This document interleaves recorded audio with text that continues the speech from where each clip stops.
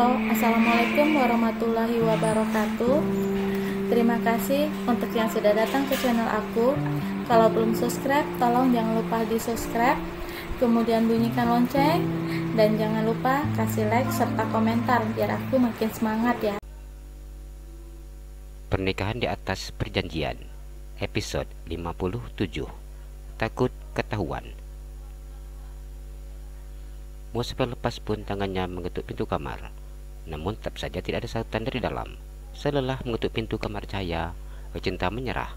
Isi rapasan itu pergi menuju kamar sahabatnya dan kemudian masuk ke dalam kamarnya.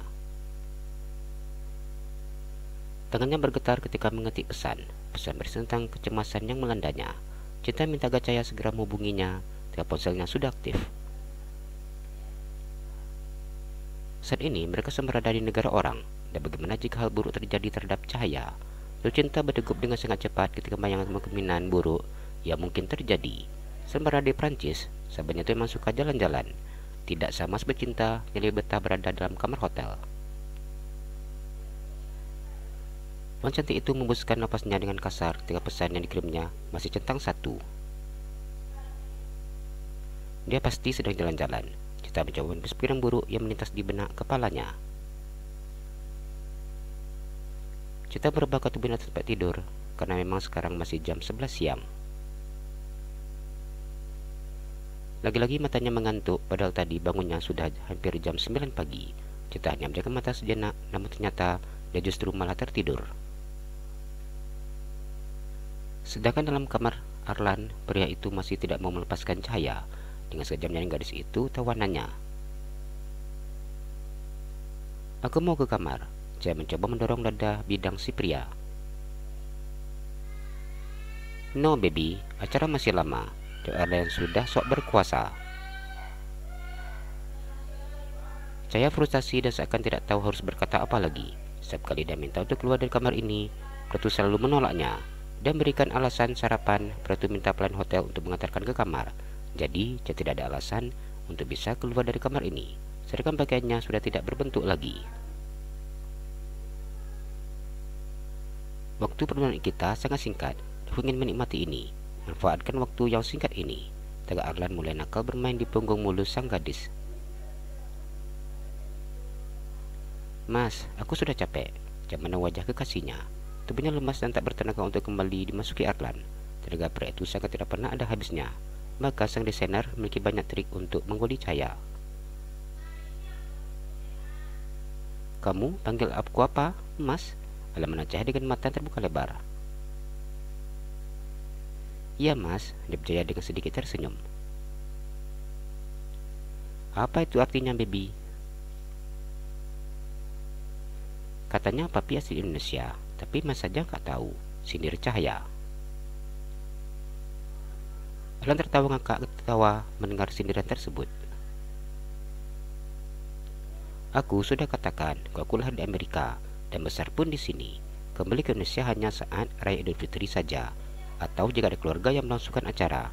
Jadi wajar saja kalau aku tidak begitu mengerti tradisi di sana. Tapi apa itu mas? Alan penasaran dengan perkataan kekasihnya. Mas sama dengan brother, hanya saja kalau ini berbentuk menghargai. Bisa untuk hubungan kekasih, pasangan suami istri, saudara, atau menghargai karena perbedaan usia. Cahaya tersenyum ketika menjelaskannya. Saja dia sangat tidak nyaman ketika memenang nama Arlan karena rasanya tidak sopan. Jadi kau menghargaiku baby? Arlan tersenyum senang. Iya, jika aku memanggil nama kamu saja, rasa tidak sopan, jawab Cahaya dengan tersenyum malu-malu. Arlan sangat gemas ketika melihat wajah polos atau senyum malu-malu Cahaya yang seperti ini. Pertama kalinya dia mengenal gadis polos yang seperti ini. Rasanya sungguh sangat senang, apalagi dia menjadi orang pertama untuk sang gadis. Aku tahu muda timur itu memiliki banyak aturan dan tata krama, karena papiku mengatakan seperti itu. Jadi aku tidak keberatan. Kau manggil aku mas. Arlan tersenyum. Saya merinding saat melihat tatapan mata Arlan. Mas, tapi sudah ya. Ini sudah sakit sekali. Satu kali lagi baby, nanti setelah kamu kembali ke negaramu, kita baru akan bertemu lagi. Aku datang ke Indonesia untuk melamarmu, bujuk Arlan. Dalam perkataan Arlan, Cahaya diam dan wanita itu hanya bisa pasrah ketika pria itu melakukan apa yang diinginkannya. Peluang pun percuma, karena dia tidak akan menang. Meskipun baru menjalin hubungan kasih, namun sikap pria itu sudah mendominan dan tidak ingin dibantah apalagi ditolak. Ya seperti inilah jika masuk ke dalam mulut buaya, sangat sulit untuk bisa lepas. Cahaya kembali ke kamarnya dan dia baru ingat ponsel miliknya yang semalam tertinggal dalam kamar. Gadis itu melihat ponselnya dalam keadaan mati. Ya ampun, habis baterai. Dia ambilnya charger dan kemudian mulai mengisi daya ke ponsel itu. Alan benar-benar tidak melepaskannya. Maka pergi kamar untuk mengambil ponsel pun tidak bisa. Sambil menunggu baterai ponselnya terisi, dia bersiap-siap untuk mengikuti acara siang ini. Gadis cantik itu tersenyum ketika melihat tampilnya depan cermin. Bisa memakai gaun hasil rancangan Arlan Lucas sungguh sangat membuatnya bangga. Apalagi pria itu adalah kekasihnya. Saya melihat tampilan dirinya di depan cermin, sungguh sangat cantik dengan gaun indah berwarna silver yang melekat sempurna di tubuhnya. Kekasihnya itu sungguh sangat pandai memilihkan gaun yang sangat cocok untuknya. Banyak sekali mana stempel kepemilikan yang diberikan kekasihnya. Labelnya foundation dan menyamai jejak percintaan itu. Juga pria itu memberitahukannya bagaimana cara menutupi hasil karyanya tersebut. Setelah mendandan cantik, Cahaya memeriksa ponselnya dan mengaktifkannya. Begitu banyak pesan masuk dari Cinta. Dengan cepat gadis itu langsung kamar Cinta yang jarak satu kamar darinya. Diketutnya pintu kamar sambil memanggil nama sahabatnya. Tak lama menunggu, pintu dibuka di dalam dan Cinta sudah berdiri sambil menangnya. Cahaya merasa jantung berdetak cepat ketika melihat wajah sahabatnya. Jujur, dia takut diinterogasi oleh sahabatnya sendiri. "Kamu dari mana aja?" Cinta bertanya ketika sudah membuka pintu. Perhatian Cahaya dari atas hingga ke bawah untuk memastikan bahwa sahabatnya dalam keadaan baik-baik saja. Kedai Cinta berkerut ketika mendengar gaun yang melekat di tubuh sahabatnya. Dia tahu bahwa gaun yang melekat ini di tubuh sang sahabat bukan gaun yang bisa didapat dengan harga yang standar. Berjenis kain dan modelnya saja, dia sudah bisa menebak bahwa ini hasil desainer terkenal. Namun Cinta tidak bertanya dan memilih untuk diam. "Hehehe, maaf, habis jalan-jalan," jawab Cahaya yang tidak tahu harus memberi alasan apapun terhadap. "Keren banget sih gaun kamu." Cinta mencoba mancing sang sahabat. Mata tajam memandang gaun itu secara detail. Cahaya mencanggung dan memandang Cinta. Meski dia pamer bahwa gaun itu pemberian dari Arlan, namun jika hal itu lakukannya, sahabat-sahabatnya itu akan menerornya dengan 1000 pertanyaan. "Iya," jawab Cahaya kemudian. Syukur sangat bangga ketika memakai gaun ini, apalagi ketika mengingat Arlan bahwa ini hanya ada satu di dunia. "Sini, aku bantu make up." Cahaya masuk dalam kamar Cinta. Sebagai seorang desainer busana, mereka juga harus memiliki keterampilan merias. Cinta menanya Cahaya dengan berbagai pertanyaan, apalagi ketika melihat jalannya yang berbeda.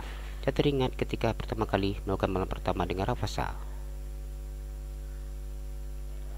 "Kenapa diam aja? Duduk sini." Cahaya kesal ketika melihat Cinta yang hanya diam memandangnya. "Kenapa jalan kamu beda gitu?" Cinta bertanya dengan gaya menggoda. Cahaya pucat saat mendengar pertanyaan dari Cinta dan mencoba berpikir untuk mencari jawaban yang sekiranya tidak membuat sahabatnya itu curiga. "Aku capek jalan dan keliling tadi." Cahaya berharap Cinta percaya. Cinta memang mengetahui seperti apa sifat Cahaya yang menganggukkan kepalanya. Kini mereka tidak lagi bicara karena Cahaya mulai fokus bersuara sang sahabat. "Makan yuk," ajak Cinta. Ini ada dalam pikirannya hanya makan dan tidur. "Iya," jawab Cahaya dengan tersenyum. Cahaya kesulitan untuk berjalan, merasakan sakit dan perih di bagian intinya. Meskipun sudah sempat dikompres Arlan, namun rasa sakitnya belum juga reda. Agar tidak menantangnya dari Cinta, dia mencoba untuk berjalan dengan benar. Kedua wanita muda itu memutar tubuhnya ke belakang ketika mendengar ada yang memanggil nama Cahaya dan Cinta. Dia merasakan jantungnya yang berdetak dengan cepat ketika melihat Arlan.